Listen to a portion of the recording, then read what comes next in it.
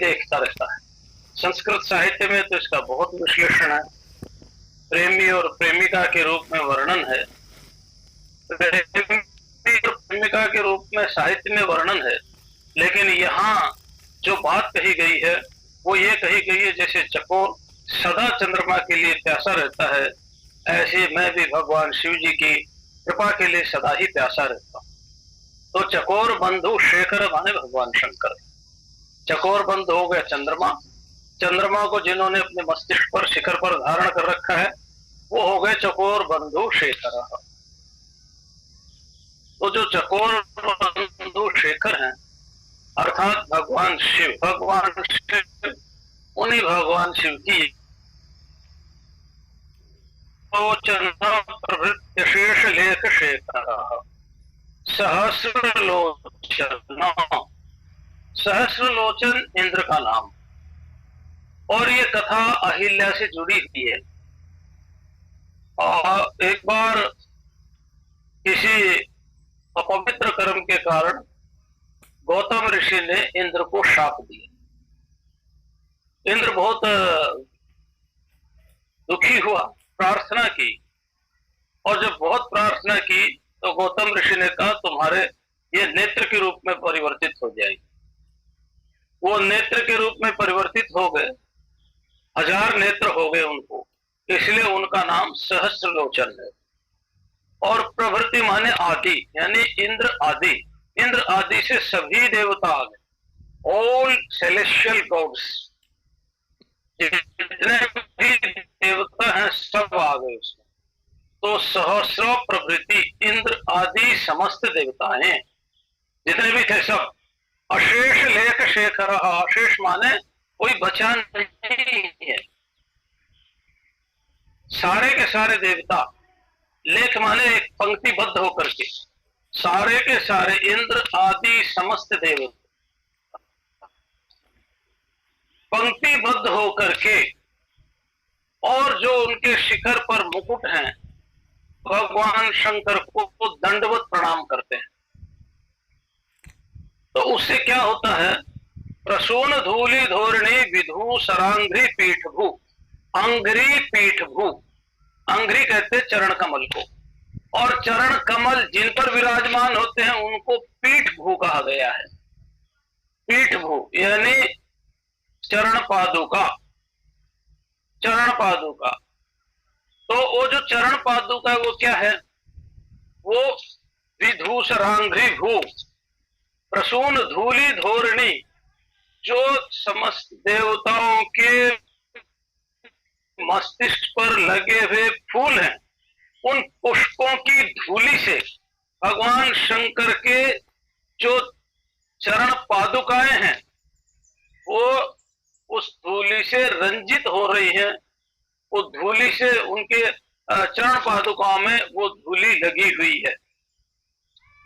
जितने भी कालिदास ने बहुत सुंदर वर्णन किया कुमार संभव के 5वें सर्ग में, जिस समय भगवान शिव ब्रह्मचारी का वेश धारण करके पार्वती की परीक्षा लेने के लिए गए और कहने लगे द्वयम गतम संप्रति शोच नीयताम, भाई तुमने किसके साथ विवाह किया है, करना जा रही हो? अरे अलक्ष्य जन्मना दिगंबरत्व निवेदित वसु, न तो उसके कुल का पता, न उसके जन्म का पता, न उसके माता पिता का पता, वस्त्र उसके पास है नहीं तो पता लगता है कि उसके पास क्या धन है। वपुर विरूपाक्षम अलक्ष्य जन्मना दिगंबरत्व निवेदितम वसु, शरीर उनका कुरूप है क्योंकि 2 आंख सबको होती है, उनको 3 आंख है। तो पार्वती जी ने वहां बहुत सुंदर उपदेश दिया। उन्होंने कहा अलक्ष्य जन्मना, जो अनादि अनंत होते हैं उनका जन्म नहीं हुआ करता, जन्म तो दूसरे का हुआ करता है। तुमने ठीक कहा, भगवान शंकर अजन्मा है। और रही बात धन की, जिस समय भगवान शंकर अपने बैल के साथ जा रहे होते हैं, इंद्र कुबेर आदि देवता अपने अपने वाहन पर आरूढ़ होकर के आ रहे होते हैं, और जब भगवान शंकर को देखते हैं अपने अपने वाहनों से उतर जाते हैं, और अपने वाहनों से उतर करके और साष्टांग शिव जी के चरणों में जब वो प्रणाम करते हैं तो उस समय पता चलता है संपत्ति किसके पास है। तो संपत्ति किसके पास सबसे ज्यादा है, तब ये पता चलता है। तो ये सारे के सारे देवता अशेष माने कोई शेष नहीं रहता, और लेख माने क्रमबद्ध तरीके से जब भगवान शंकर के भगवान शिव के चरणों में अपने मस्तिष्क को झुकाते हैं, तो उनके मस्तिष्क के साथ उनके मुकुट भी झुकते हैं, और उनके मुक्तों में जो फूल हैं, जो मालाएं लगी हैं, उनके से के कुमकुम से, उनके फूलों की धूली से, उनके मस्तिष्क पर उनके मुक्तों में लगे हुए कुमकुम से भगवान शंकर की जो चरण पादुका है वो रंजित हो जाती हैं, उनसे युक्त हो जाती है, धूल दूषित हो जाती है, ऐसा जिसको हम बोलते हैं। ऐसे जो भगवान शंकर हैं वो श्रेयी चिराय जाए काम, मेरी लक्ष्मी को स्थायी बना करके रखे, अक्षण बना करके रखे। कैसे है वो है भुजंग राज मालया, उनकी बड़ी बड़ी जटा, भुजंग राज मालया मतलब जिन्होंने सर्पों की माला गले में डाली हुई, शेष वासुकी नाग की माला जिन्होंने गले में डाली हुई, वे शंकर भगवान मेरी लक्ष्मी को स्थायी बना करके रखे। और क्या विशेषण, जटा निबद्ध जाट जूट कहा, और उन्हें वासुकी नाग के द्वारा अपनी जटाओं को बांध रखा है। भगवान शंकर के बड़ी बड़ी जटाएं हैं, और जटाओं को लेकर के उन्होंने सिर के ऊपर ऐसे करके और वासुकी को ऐसे लपेट करके उसको बांध रखा है। उसको कहा, उसी को कहा है कि निबद्ध जाट जूट कहा, जिन्होंने बांध रखा है। ऐसे भगवान शंकर, ऐसे भगवान शिव मेरी लक्ष्मी को अक्षर बना करके रखे। और क्या कहा, बहुत सुंदर कहा है अगले श्लोक में, ललाट चत्वर ज्वलत धनंजय स्फुल्लिंगभा निपीत पंच सहायकम नमन निलिंपनायकम सुधा मयूख लेखया विराजमान शेखरम महाकपाली संपदे शिरो जटाल मस्तु नह माने हमारा, शिर माने शिव, शिर महाकपाली संपदे, जो महाकपाली महान मस्तिष्क वाले हैं, ललाट वाले हैं, विशाल ललाट वाले हैं, ऐसे विशाल ललाट वाले भगवान शिव के चरणों में हमारा सिर झुक जाए। महाकपाली का अर्थ ये नहीं कि भाई उन्होंने बहुत से कपाल धारण कर रखे हैं, मुंडमाला गले में मुंडमाला के कारण उनको महाकपाल नहीं बोलते। कपाली, कपाल है जिसके पास, उसको कपाली बोलते हैं। यद्यपि मुंडमालाओं के कारण भी उनको कपाली बोलते हैं, लेकिन यहाँ महाकपाली का अर्थ है महान है कपाल जिसका, यानी विशाल है भाल जिसका, मस्तिष्क जिसका बहुत विशाल है। ऐसे बहुत विशाल मस्तिष्क वाले भगवान शंकर के चरणों में हमारा सिर झुक जाए, अर्थात हम उनको प्रणाम करें। जटालम का अर्थ यहाँ पर है हमारा जो मस्तिष्क है, जटा के साथ यानी पूरा का पूरा उनके सिर में झुक जाए। कैसे वो ललाट चत्वर, ललाट माने भाला, मस्तिष्क, चत्वर माने एरिया, जिसको हिंदी की भाषा में भी बाहर चबूतरा बोल देते हैं। उसी चबूतरा के चत्वर से वो चबूतरा प्रकट होकर के आया है। तो चत्वर माने क्षेत्र, एरिया, क्षेत्र। ललाट क्षेत्र यानी भाल, मस्तिष्क, विशाल मस्तिष्क। ललाट चत्वर ज्वलत, वहां पर जल रहा है कौन, धनंजय। धनंजय का अर्थ यहाँ अग्नि है। अर्जुन का नाम भी धनंजय है, लेकिन धनंजय यहाँ अग्नि के लिए प्रयोग हुआ। अग्नि का एक पर्यायवाची शब्द धनंजय भी है। तो ललाट चत्वर ज्वलत धनंजय, जिनके विशाल मस्तिष्क पर अग्नि जल रही है, और उसे क्या हो रहा है, स्फुलिंग भाहा, उस जलती हुई अग्नि की लपेटों में, उसमें ज्वालाओं में एक प्रकाश है।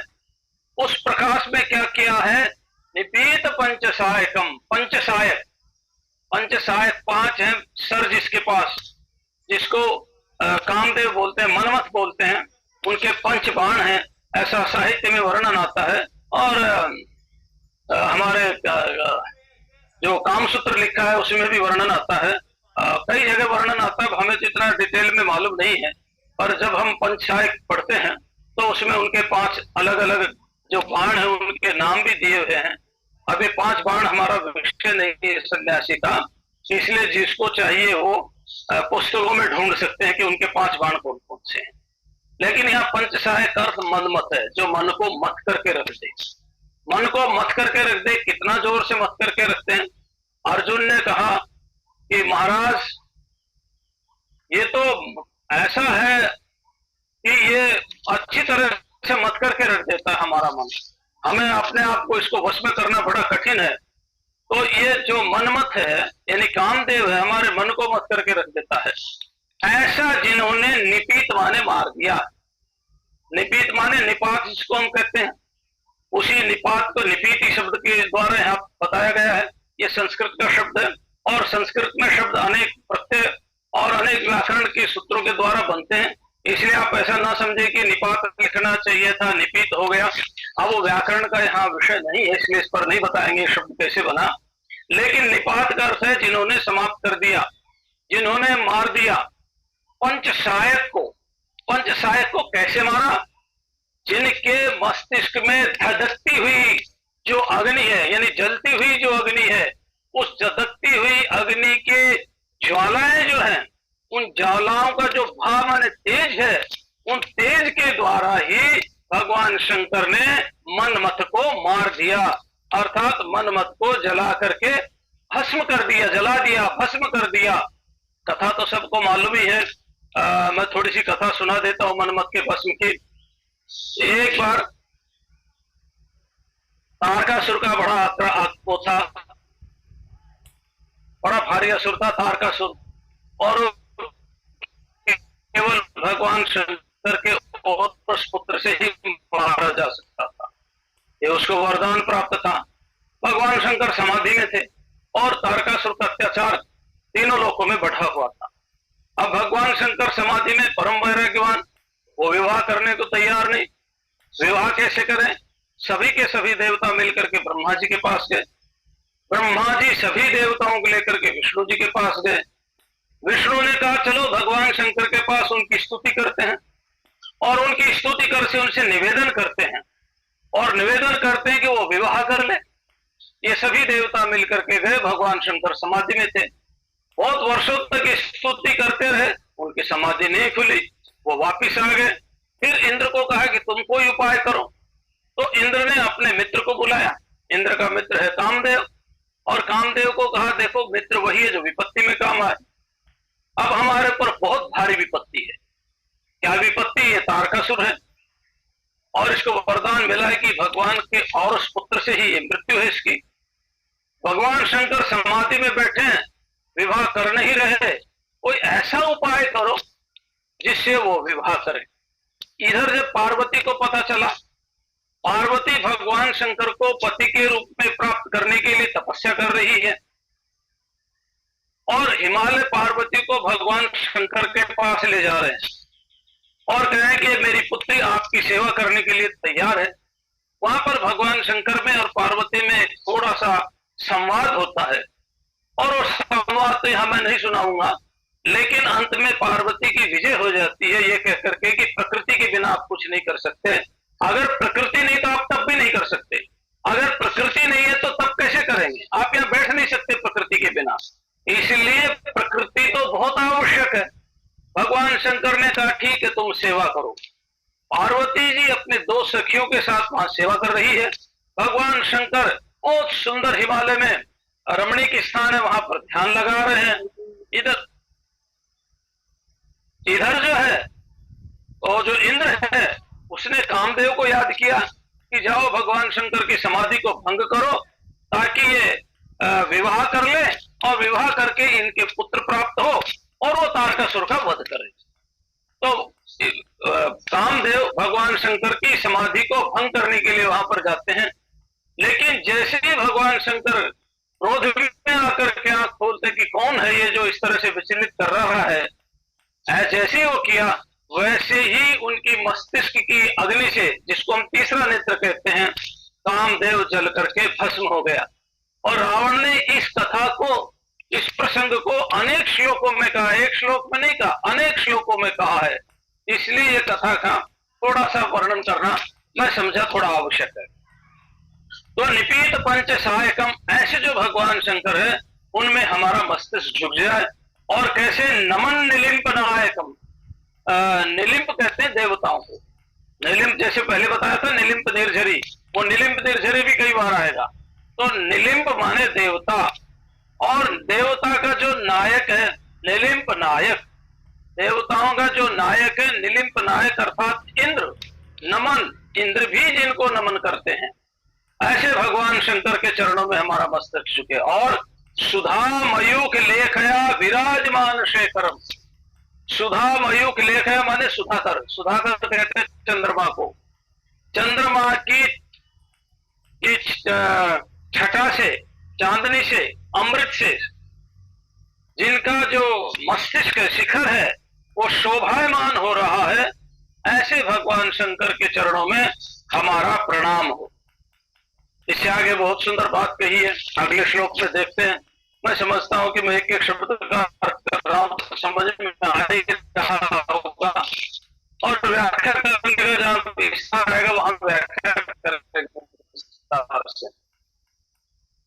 सातवें श्लोक में कहा है, ज्वलल धनंजयाहुति कृत प्रचंड पंचसाय के धरा धरेन्द्र नंदनी कुचाग्र चित्र पत्र का प्रगल्भ नैक शिल्पिनी त्रिलोचने रतिर्ममा, त्रिलोचने मम रति ही, त्रिलोचन में मेरा मन भर जाए, आनंद से परिपूरित हो जाए, मेरी रति हो जाए, मेरी भक्ति बन जाए, मेरा मन केवल त्रिलोचन में ही रमण करने वाला हो जाए, ये रावण कहना चाहते हैं। कैसे वो त्रिलोचन? प्रकल्प नैक शिल्पिनी, वो बहुत बड़े शिल्पकार हैं। और कैसे शिल्पकार है वो? धरा धरेन्द्र नंदिनी कुचाग्र पत्र चित्र कहा, धरा धरेन्द्र नंदिनी माने पार्वती अर्थात प्रकृति, वो चित्रकार हैं। लेकिन वो चित्रकार कैसे? प्रकृति का आश्रय लेकर के वो नाना प्रकार के चित्र बनाते हैं। कौन सा चित्र उनका सबसे बड़ा है? तो ऋग्वेद में कहा है, पश्य देवस्य काव्यम न ममार न जीरियते। देखो ये देव का काव्य, महादेव का काव्य कौन सा है? महादेव का चित्र कौन सा है? सारा का सारा विश्व महादेव का काव्य है। ये सारा का सारा विश्व महादेव का चित्र है। यहाँ तरह तरह के फूल हैं, पौधे हैं, वनस्पतियां, लताएं हैं, झरने हैं, पर्वत है, सागर है, कहीं रेगिस्तान है, कहीं पर हिमालय खड़ा है तो कहीं पर दूसरे अनेक प्रकार के पर्वत हैं। ये सारा का सारा चित्र किसने प्रकट किया? किसने इतनी विचित्रताओं का चित्र प्रकट किया? अनेक प्रकार के पक्षी हैं, अनेक प्रकार के पशु हैं, अनेक प्रकार के सरीसृप हैं, जलचर, नभचर, फलचर, अनेक प्रकार की जीव है, सबकी रचना अलग अलग है। ये चित्र किसने प्रकट किया? उसको कहते हैं प्रकल्प नैक शिल्पी। प्रकल्प किसे कहते हैं? जैसे मान लो एक व्यक्ति फैक्ट्री लगाता है, वो फैक्ट्री लगाता है, फैक्ट्री में मशीन है, कंप्यूटर है, वहां का काम करने वाले आदमी हैं, वहां लोगों को लाने ले जाने के लिए बसें हैं। ये सारा का सारा एक कंपनी में जितना भी सब भी कुछ है वो सब मिलाकर के एक प्रकल्प होता है, उसको प्रकल्प बोलते हैं। जैसे किसी ने स्कूल खोली तो स्कूल है, उसमें टीचर्स है, उसमें थर्ड ग्रेड के, फोर्थ ग्रेड के, फर्स्ट ग्रेड के सारे कर्मचारी हैं, उसमें टेबल है, मेज है, कुर्सियां है, कंप्यूटर है, बसेस हैं, क्लर्क है, उसमें सारी चीजें हैं, और ये सब चीजों को मिला करके उसको प्रकल्प बोलते हैं। तो ऐसा जो विशाल प्रकल्प वाले हैं, जिन्होंने इतना सारा विशाल प्रकल्प प्रकट कर दिया, उसके जो शिल्पी हैं, आर्किटेक्ट हैं, और ये इससे बड़ा शिल्पी कौन हो सकता है? सारा संसार उसकी रचना है, भगवान शिव से ही सारा का सारा संसार प्रकट हुआ है। इसके शिल्पकार, इसके निर्माता और भगवान शंकर ही हैं। बड़ी विचित्र रचना भगवान शंकराचार्य ने ब्रह्मसूत्र के व्यास भाष्य में बहुत सुंदर बात कही। जन्माद्यस्यतः,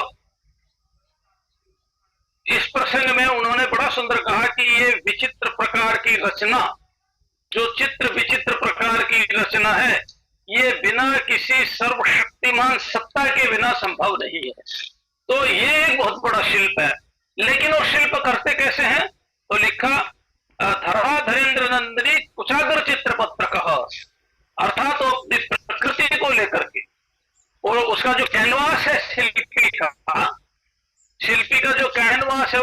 प्रकृति है। और जो प्रकृति है वो कौन है? उसके लिए कहा शिव शक्त्या युक्तो प्रभवती यदि भवितुम। शिव शक्ति के साथ ही कुछ करने में समर्थ है। अगर शक्ति नहीं है तो शिव निष्क्रिय है, कोई क्रिया नहीं, उसमें कुछ नहीं कर सकता, कुछ करने में समर्थ नहीं है। एक पुस्तक है संस्कृत में, अध्यात्म रामायण। उस अध्यात्म रामायण में एक प्रसंग है, और प्रसंग ऐसा है कि एक बार हनुमान जी ने पूछा कि हे प्रभु राम, मैं आपको जानना चाहता हूं, आप कौन हैं? तो उन्होंने कहा तुम जाकर के सीता जी से पता करो। हनुमान जी सीता जी के पास गए। उन्होंने कहा कि मां, मैं जानना चाहता हूं श्री राम कौन है। तो सीता जी ने कहा श्री राम कोई नहीं है, कुछ भी नहीं है। उनको बड़ा आश्चर्य महसूस हुआ, ऐसा कैसे बोला सीता माता जी ने। तो उन्होंने कहा फिर शिव जी का धनुष किसने तोड़ा था? सीता जी ने कहा मैंने तोड़ा था। राक्षसों का वध किसने किया था? बोले मैंने किया था। जो भी पूछ के सीता जी बोल दे मैंने किया था। तो आखिर हनुमान जी हाथ जोड़ करके खड़े हो गए कि मां, मैं ये रहस्य समझ नहीं पा रहा, मुझे अच्छी तरह समझाओ।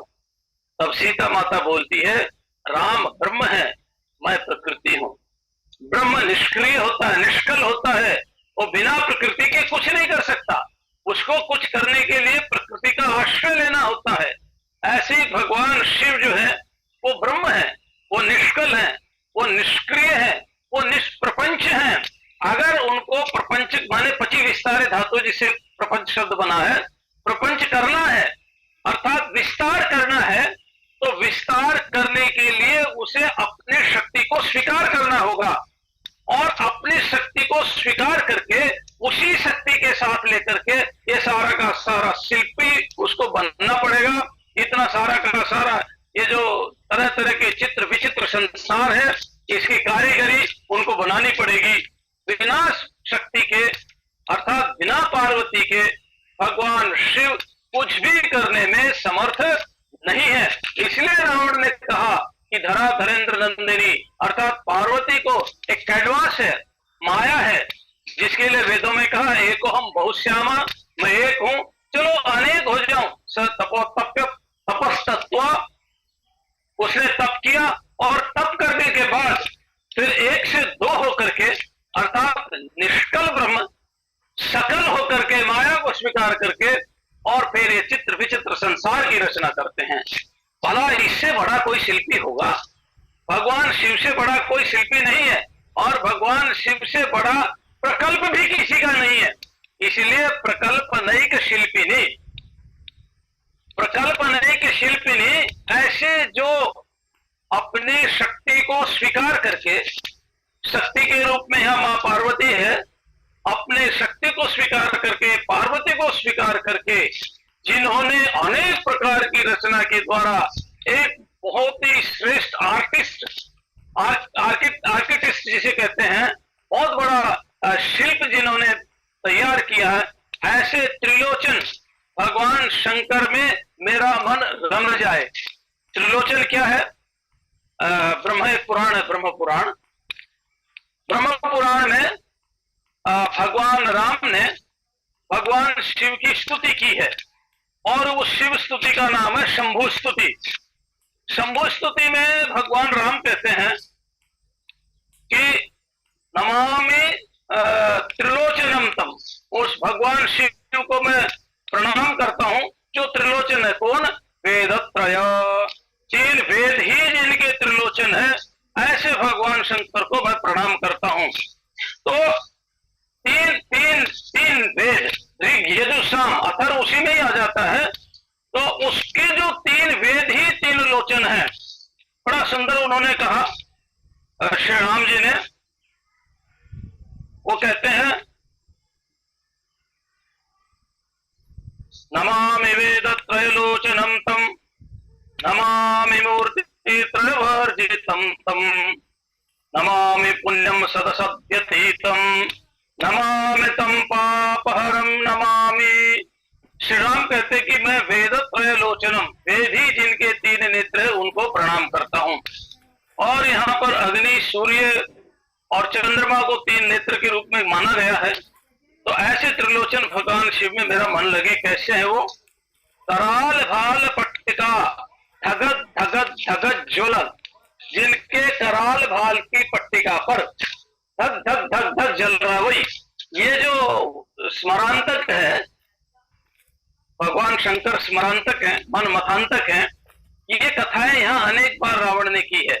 पता नहीं रावण ने भगवान शंकर को कामदेव का दहन करते हुए तो स्तुति अनेक की है इसमें, लेकिन फिर भी उनका जीवन कैसे इसके विपरीत हो गया तो भगवान जाने। तो जिनके कराल भाल की पट्टिका पर धक धक धक धक धक करके जल रहा है धनंजय माने अग्नि, उस अग्नि में आहुति कर दिया है, अग्नि में आहूत कर दिया है प्रचंड पंचसायक, भयंकर पंचसायक को, अर्थात कामदेव को, अर्थात जिन्होंने अपने भाल पट्टिका पर कराल माने विकराल, कराल माने विकराल, भयंकर भयंकर भाल पट्टिका पर भयंकर धक धक धक धक धधकती हुई ज्वाला में जिन्होंने कामदेव की आहुति दे दी है, कामदेव को भस्म कर दिया है और अपनी शक्ति पार्वती के को स्वीकार करके एक विचित्र संसार की रचना प्रकट कर दी है, ऐसे बहुत बड़े शिल्पी को मैं जो त्रिलोचन है उनमें हमारा मन लग जाए, हमारी रति हो जाए, ऐसा रावण कहना चाहते हैं। और फिर एक 8वां श्लोक और आप कर देते हैं और उसके बाद फिर संयोग ऐसा था, मेरा तो मन और था करने का, लेकिन पास के ही गांव में एक बहुत सिद्ध महात्मा हुए 300 वर्ष पहले, उनकी मूर्ति की स्थापना है और पड़ोसी होने के नाते मेरा धर्म बनता वहां जाने का, इसलिए मैं आप सबसे क्षमा चाहता हूं। मैंने वादा किया जुलाई में आपको मैं समय दूंगा पटेल जी, ये मेरा आपसे वादा है। हाँ, तो इसलिए मैं क्षमा चाहूंगा, इसलिए मैं जल्दी से इस श्लोक के अर्थ भी जल्दी इसलिए कर रहा हूं जितने ज्यादा हो जाए। आज ये 8वां श्लोक करते हैं। नवीन मेघ मंडली निरुद्ध दुर्धर स्फुरत् कुहू निशीथि नीतमः प्रबद्ध बंध कंधर निलिम्प निर्झरीधर स्तनोतु कृति सिंधुर कला निधान बंधुर श्रेयम जगद्धुरंधर। तो श्रेयम तनोतु, हमारी लक्ष्मी का विस्तार करे, ये रावण की स्तुति श्लोक।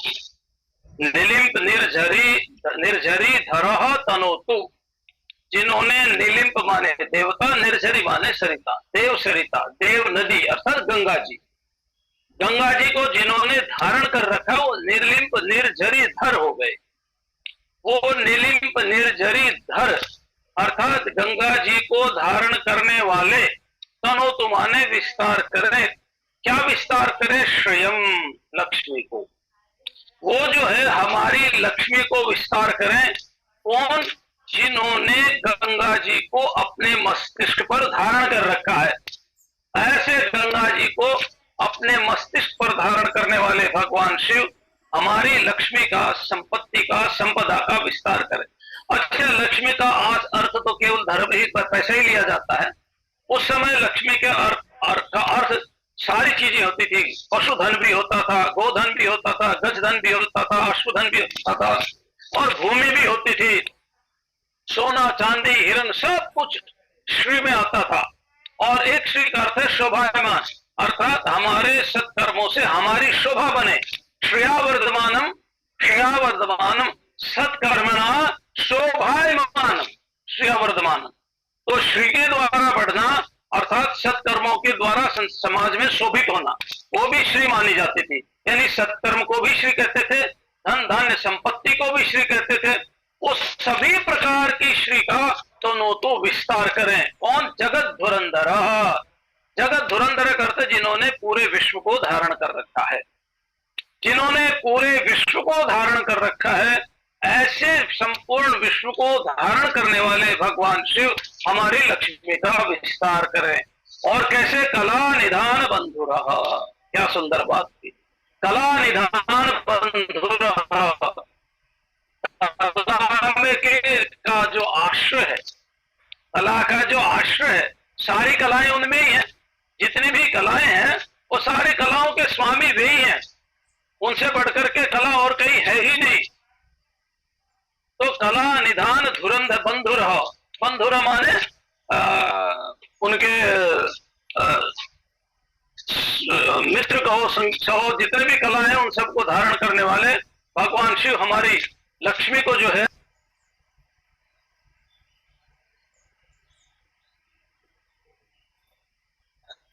चर्म को, और सिंदूर कहते हैं हाथी को, जिन्होंने गज चरण धारण कर रखा है। गज एक असुर था और ये असुर भी बड़ा भयानक था। भगवान किसी से मर नहीं रहा था। वाराणसी में भगवान ने इसको मारा। बड़ी तपस्या की थी सिद्ध शिव जी की। जब अपने त्रिशूल से इनको मारा तो गज ने प्रार्थना की, प्रभु मैं तो पवित्र हो गया, पवित्र रहा नहीं, आपका त्रिशूल मेरे को स्पर्श कर गया, अब मैं पूर्ण रूप से पवित्र हो गया, अब मुझे वरदान दो। एक तो मैंने भयंकर तप किया इसलिए मैं पवित्र था, तप करने के बाद आपका त्रिशूल मेरे को स्पर्श कर गया, त्रिशूल के द्वारा मैं मारा जा रहा तो और भी पवित्र हो गया, मुझे वरदान दो क्या कि आप मेरे को छोड़ करके नहीं जाएंगे, मेरा जो ये चर्म है इसको आप धारण करेंगे। तो भगवान ने प्रसन्न होकर के, आशुतोष है वो तो, फिर उस गजासुर को वरदान दिया था, ठीक है मैं तुम्हारा ये चर्म धारण करूंगा। उसी को यहाँ कृति सिंधुर शब्द कहा है। कृति माने चर्म, सिंधुर माने हाथी, गज चर्म।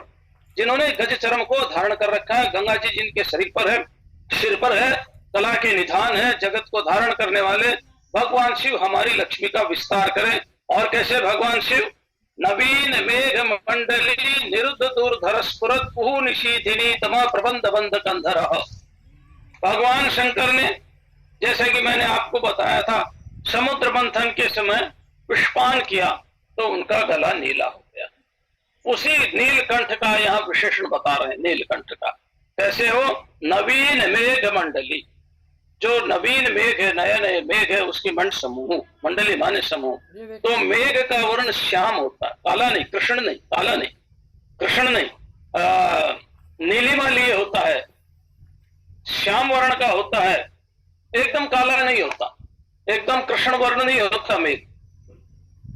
आप कभी देखो तो एकदम काला नहीं होता, श्याम वर्ण होता है। तो नवीन मेघ मंडली निरुद्ध दुर्धर स्फुरत कुहू निशीथिनी तमा। कुहू कहते हैं अमावस्या को, कुहू माने अमावस्या, और निशीथ, निशीथ माने आधी रात। तो कुहू निशीथनी तमा, उसका अंधकार, यानी अमावस्या की आधी रात का जो अंधकार है उसमें प्रबद्ध बद्ध कंधर, कंधर माने ये हिस्सा, यानी गले का ये हिस्सा, उसके अंधकार के समान जिसका गला है, और नवीन मेघ मंडल की लालिमा लिया, वो श्यामता लिए हुए, निरुद्ध दूरस्फुरत, तो उसकी अंधकार के समान जिनके गले की श्यामता है। और कैसी श्यामता है? गहन अंधकार के समान। कैसा गहन अंधकार है? अमावस्या की आधी रात के जैसा जिनका जो अंधकार के समान जिनके गले की शोभा है, ऐसी जिनकी शोभा है, वे भगवान शंकर हमारी लक्ष्मी को विस्तार करें। अब ये जो है उपमाएं हैं ये सारी की सारी, और ये उपमाएं जो है वो कवि की अपनी विशेषता होती है।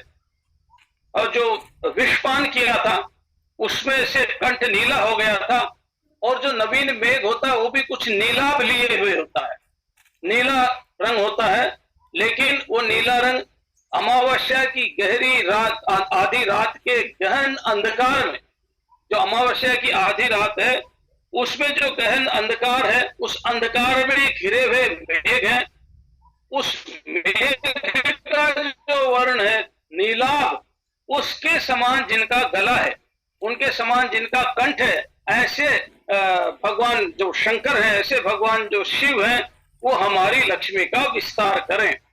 और आगे के श्लोक चूंकि समय हो गया है फिर करेंगे।